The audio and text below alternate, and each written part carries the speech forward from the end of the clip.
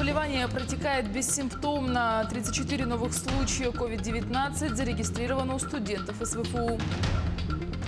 У Якутска идет спад уровней воды. Сохраняется режим чрезвычайной ситуации муниципального характера. Экологи республики и Алроса проводят мониторинг состояния рек. Результаты исследований.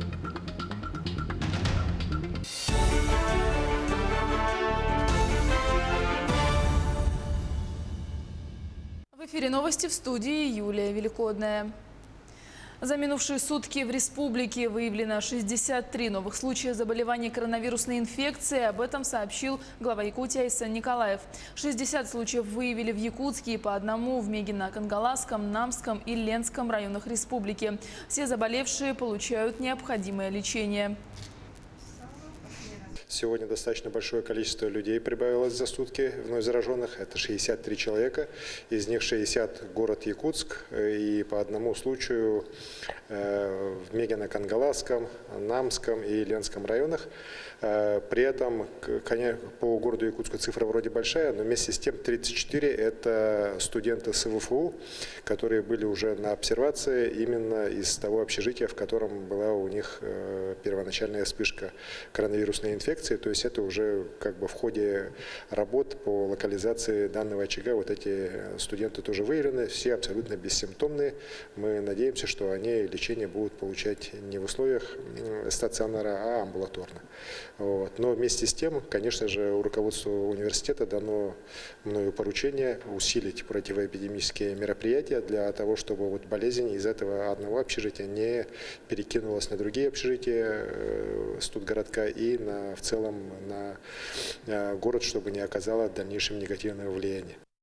За весь период в республике развезли 13 тысяч однократных продуктовых наборов, что составляет 65,5% из всего количества подавших заявления. На данный момент все 13 районов, которым выделена квота для самостоятельного формирования списка получателей и раздачи продуктовых наборов, получили финансирование на реализацию проекта.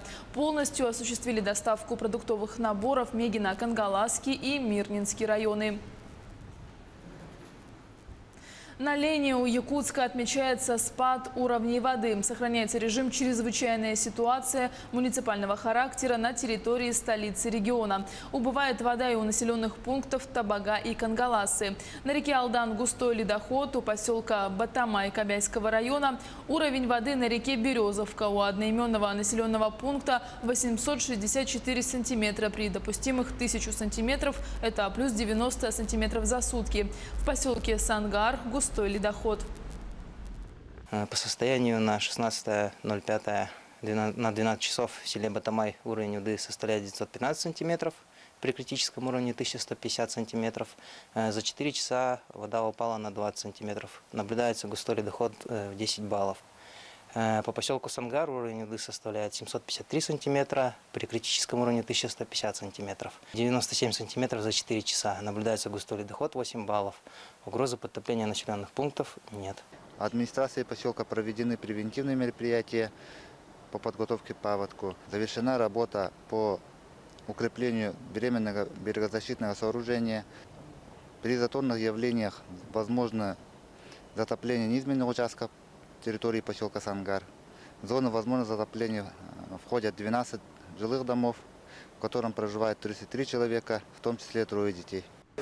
Уровни у села Намцы 904 сантиметра, при критическом 950. Это плюс 270 сантиметров за сутки. Идет густой ледоход.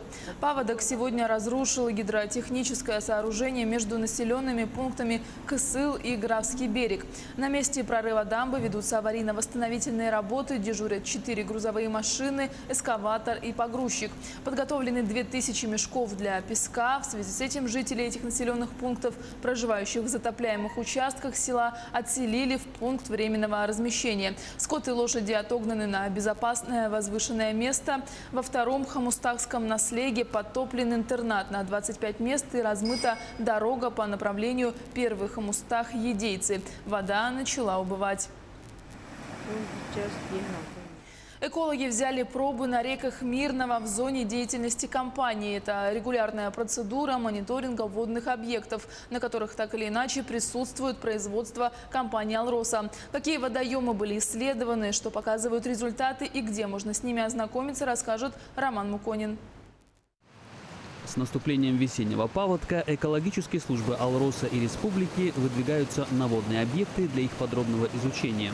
Это обязательная процедура для обеспечения безопасного пропуска паводковых вод и мониторинга состояния водных объектов в целом. Министерство экологии в целом постоянно держит на контроле ситуацию по соблюдению природоохранного законодательства. Ежеквартально проводим отбор проб не только по реке Ирелях, а по всем рекам и речушкам, которые подвержены техногенному воздействию. И при этом заверяю, что с нашей стороны контроль достаточно жесткий, системный. Пробы отбираются с нескольких участков реки Ирелях, Малая Бутуобия и ручья Таборный специалистами экологического центра, промышленной лаборатории Мирнинского ГОКа и Республиканского информационно-аналитического центра экологического мониторинга.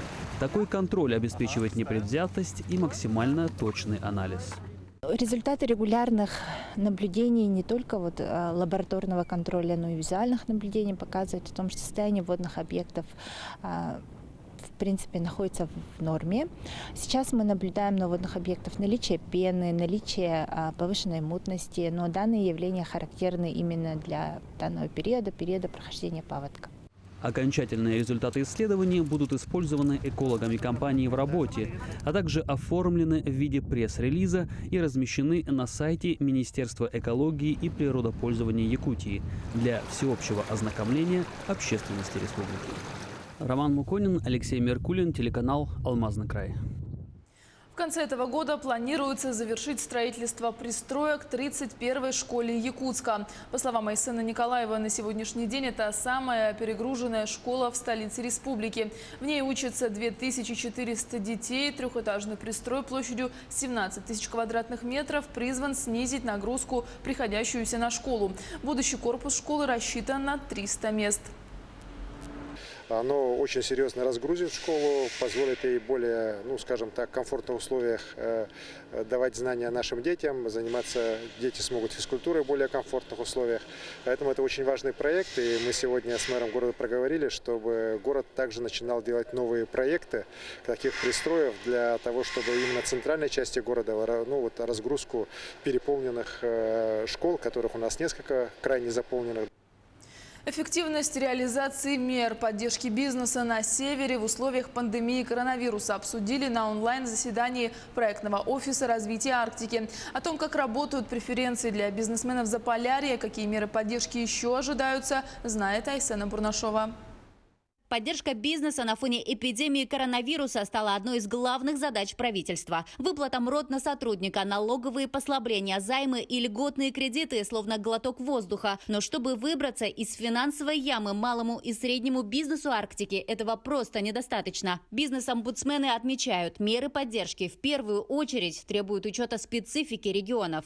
Субсидии в размере федерального МРОТ равны на одного сотрудника 12 130 рублей. Здесь нет повышения на северное регулирование, хотя мы, конечно, инициировали это изменение на всех площадках.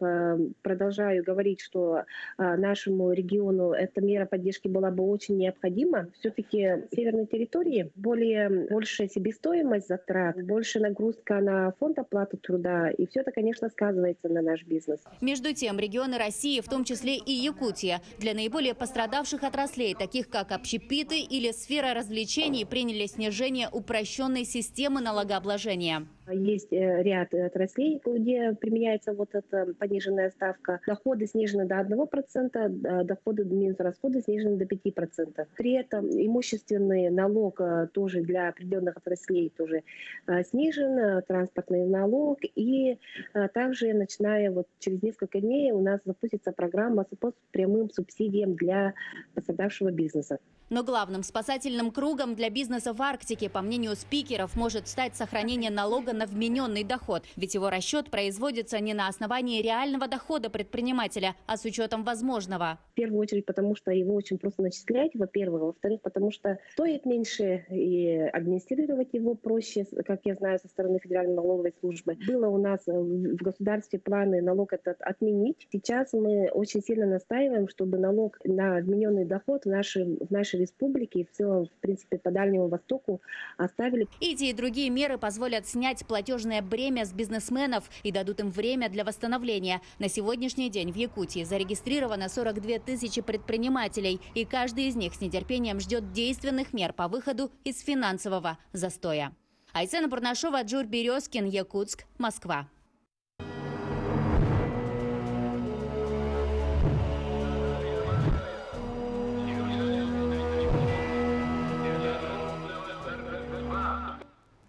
Участницей Всероссийского онлайн-фестиваля «Спасибо за победу» стала жительница Нерюнгри. Анжелика Ульянова презентовала авторское стихотворение и заняла 2-е место. Подробности далее. Тебя давно уж с нами нет. Мы все друг другу не сказали. И лишь на память о тебе остались старые медали. Авторское стихотворение Анжелика Ульянова еще в свои студенческие годы посвятила любимому деду Котельникову Ивану Тихоновичу, который пошел воевать добровольцем в 16 лет и получил ранение под городом Белая Церковь. За все тебе я благодарна. За мирный сон, за мой покой. Как жаль, при жизни не сказала. Совсем была еще малой. Анжелика Ульянова, можно сказать, пошла по стопам деда. Стоит на страже спокойствия граждан. Девушка больше 10 лет работает в лицензионно-разрешительной службе Управления Росгвардии в Якутии. У Анжелики растут 2 сына, в которых она старается воспитывать отважных защитников, как и ее дед. Своим детям я с детства прививаю любовь к родине. Мы участвуем во всех парадах. К сожалению, в этом году не было. Но мой самый младший ребенок, которому 3 года, он, когда ему еще было только несколько месяцев, он уже участвовал у меня в параде. Конкурс стал поистине всенародным. 60 тысяч работ из 60 стран. Судьба участников была в руках зрителей. Авторское стихотворение Анжелики набрало 15 220 голосов, и с этим результатом девушка вошла в 3-ку победителей в своей номинации. Это победа моих друзей, моих коллег, жителей нашей республики и жителей других регионов, которые активно принимали участие в голосовании, которые поддерживали меня до последней минуты голосования, были рядом.